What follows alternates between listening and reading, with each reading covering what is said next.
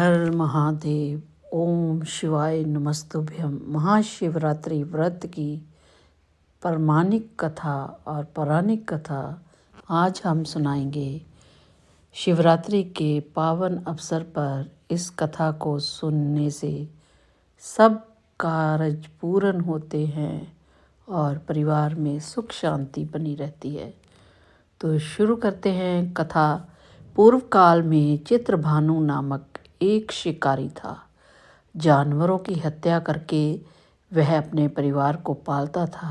वह एक साहूकार का कर्जदार था, लेकिन उसका ऋण समय पर ना चुका सका।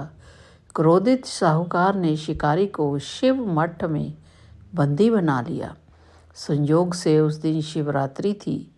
शिकारी ध्यान मगन होकर शिव संबंधी धार्मिक बातें सुनता रहा। चतुर्दशी को उसने शिवरात्रि व्रत की कथा भी सुनी। शाम होते ही साहूकार ने उसे अपने पास बुलाया और ऋण चुकाने के विषय में बात की। शिकारी अगले दिन सारा ऋण लौटा देने का वचन देकर बंधन से छूट गया। वह अपनी दिनचर्या की भांति वह जंगल में शिकार के लिए निकला, लेकिन दिन भर बंदी गृह में रहने के कारण भूख प्यास से वह व्याकुल था। शिकारी खोजता हुआ बहुत दूर निकल गया। जब अंधकार हो गया तो उसने विचार किया कि रात जंगल में ही बितानी पड़ेगी। वह एक दिन तालाब के किनारे एक बेल के पेड़ पर चढ़कर रात बिताने का इंतजार करने लगा। विल्व वृक्ष के नीचे शिवलिंग था, जो विल्व पत्रों से ढका था। शिकारी को उसका पता न चला। पड़ाव बनाते समय उसने जो टहनियाँ तोड़ी वह संयोग से शिवलिंग पर गिरती चली गई। इस प्रकार दिन भर भूखे प्यास से शिकारी का व्रत भी हो गया और शिवलिंग पर बेलपत्र भी चढ़ गए। एक पहर रात्रि बीत जाने पर एक गर्भिणी हिरनी तालाब पर पानी पीने पहुंची। शिकारी ने धनुष पर 3 तीर चढ़ाकर जो ही प्रत्यंचा खींची। हिरनी बोली, मैं गर्भिणी हूँ, शीघ्र ही प्रसव करूँगी।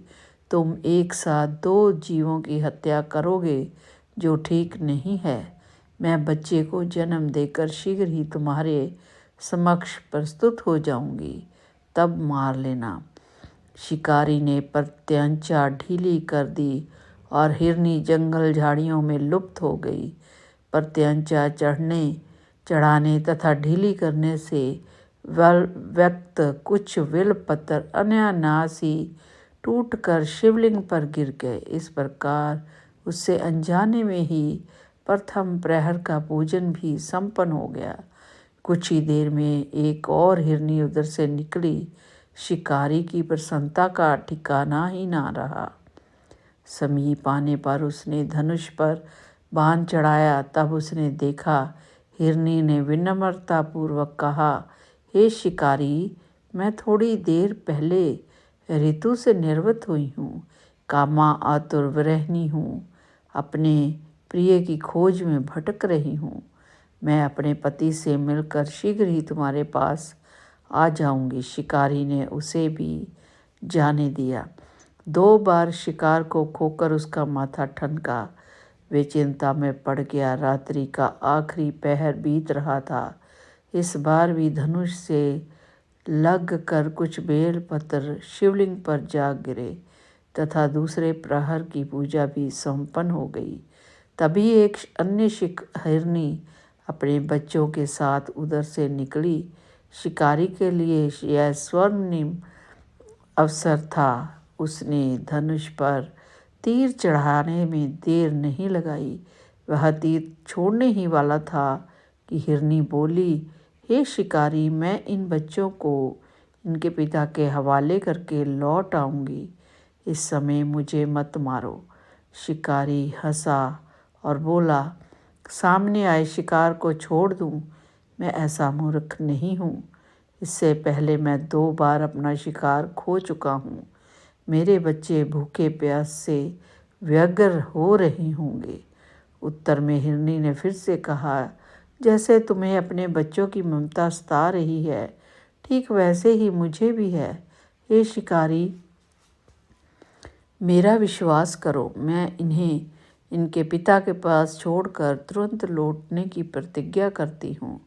हिरनी का दुख भरा स्वर सुनकर शिकारी को उस पर दया आ गई। उसने उस मृगी को भी जाने दिया।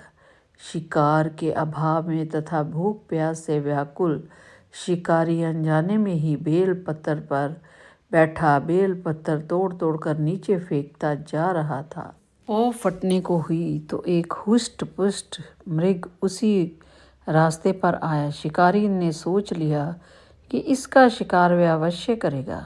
शिकारी की तनी पर अंचा देखकर मृग विनीत स्वर में बोला, है शिकारी, यदि तुमने मुझसे पूर्व आने वाली 3 मुर्गियों तथा छोटे बच्चों को मार डाला है तो मुझे भी मारने की विलंब न करो, ताकि मुझे उनके वियोग में एक क्षण भी दुख ना सहना पड़े। मैं उन हिरनियों का पति हूँ। यदि तुमने उन्हें जीवन दान दिया है तो मुझे कुछ क्षण का जीवन दान देने की कृपा करो। मैं उनसे मिलकर तुम्हारे समक्ष उपस्थित हो जाऊंगा। मृग की बात सुनते ही शिकारी के सामने पूरी रात का घटनाक्रम घूम गया। उसने सारी कथा मृग को सुना दी। तब मृग ने कहा, मेरी 3 पत्नियां जिस प्रकार प्रतिबद्ध होकर गई हैं, मेरी मृत्यु से वे अपने धर्म का पालन नहीं कर पाएगी। अतः जैसे तुमने उसे विश्वास पात्र मानकर छोड़ा है, वैसे ही मुझे भी जाने दो। मैं सबके साथ तुम्हारे सामने शीघ्र ही उपस्थित होता हूँ। शिकारी ने उसे भी जाने दिया। इस प्रकार प्रातः हो गई। उपवास, रात्रि जागरण तथा शिवलिंग पर बेल पत्र चढ़ने से अनजाने में ही शिवरात्रि की पूजा पूर्ण हो गई। अनजाने में ही की हुई पूजा का परिणाम उसे तत्काल मिला। शिकारी का हिंसक हृदय निर्मल हो गया। उसमें भगवद शक्ति का वास हो गया। थोड़ी ही देर बाद मृग सपरिवार शिकारी के समक्ष उपस्थित हो गया ताकि वह उनका शिकार कर सके, किंतु जंगली पशुओं की ऐसी सत्यता, सात्विकता एवं सामाहिक प्रेम भावना देखकर शिकारी को बड़ी ग्लानि हुई। उसने मृग परिवार को जीवन दान दे दिया। अनजाने में ही शिवरात्रि के व्रत का पालन करने पर शिकारी को मोक्ष की प्राप्ति हुई। जब मृत्यु काल में यमदूत उसके जीव को लेने के लिए आए तो शिवगणों ने उन्हें वापस भेज दिया तथा शिकारी को शिवलोक में ही ले गए। शिव की कृपा से ही वे अपने इस जन्म में राजा चित्रभानु अपने पिछले जन्म को याद रख पाए तथा वहाँ शिवरात्रि के महत्व को जानकर उनका अगले जन्म में भी पालन कर पाए।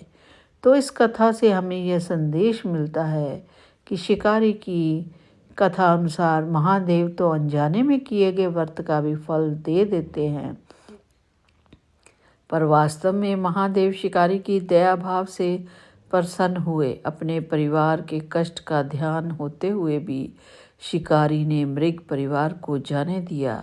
यह करना ही वस्तुतः उस शिकारी को उन पंडित एवं पुजारियों से उत्कृष्ट बना देती है जो कि सिर्फ रात्रि जागरण, उपवास एवं दूध, दही, बेल पत्र आदि शिव को प्रसन्न कर लेना चाहते हैं।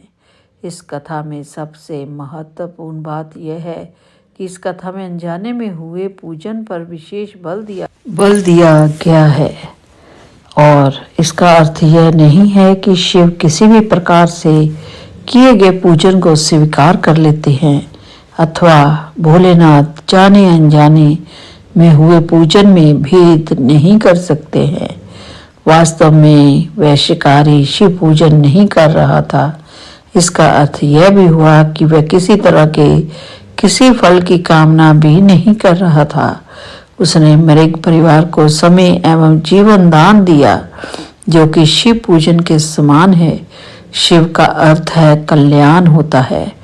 उन निरीह प्राणियों का कल्याण करने के कारण ही शिव तत्व को जान पाया तथा उसका शिव से साक्षात्कार हुआ। परोपकार करने के लिए महाशिवरात्रि का दिवस होना भी आवश्यक नहीं है। पुराण में 4 प्रकार के शिवरात्रि पूजन का वर्णन है। मासिक शिवरात्रि, प्रथम आदि शिवरात्रि तथा महाशिवरात्रि। पुराण वर्णित अंतिम शिवरात्रि है नित्य शिवरात्रि। वस्तुतः प्रत्येक रात्रि ही शिवरात्रि है। अगर हम उन परम कल्याणकारी आशुतोष भगवान में समय को लीन कर दें तथा कल्याण के मार्ग का अनुसरण करें, वही शिवरात्रि का सच्चा व्रत है। तो मित्र, आज शिवरात्रि के शुभ अवसर पर इस कथा का जरूर स्मरण करें और सुने ध्यान से, और कथा को अंत तक जरूर सुने। और अगर आपको ये कथा पसंद आए तो कृपया इसे लाइक, शेयर और कमेंट करना ना भूलें, ताकि मुझे और भी प्रेरणा मिल सके शिव की गाथा का वर्णन करने का। तो मिलते हैं अगली कथा में। तो तब तक के लिए ओम शिवाय नमस्तुभ्यम, ओम शिवाय नमस्तुभ्यम, ओम शिवाय नमस्तुभ्यम, ओम शिवाय नमस्तुभ्यम, ओम शिवाय नमस्तुभ्यम, ओम शिवाय नमस्तुभ्यम, ओम शिवाय नमस्तुभ्यम।